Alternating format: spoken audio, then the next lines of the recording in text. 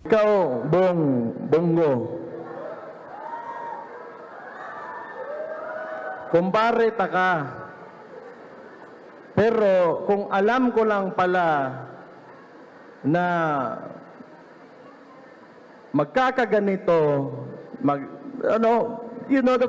yung mga tao, yung nagboto, kami, mga dabawin nyo, kung alam ko lang na ganito lang pala yung gagawin mo, sana hindi na lang.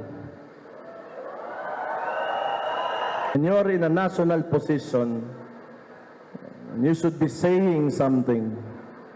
Especially when it's very clear, kitang-kita na ng lahat, the atrocities of what the administration is doing. Dinepensahan din ni Panelo si Go.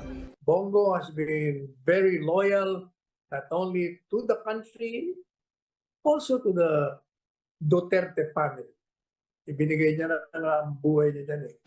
O na hindi niya ginagawa kasi nga, he's busy, focused on his work as a legislator.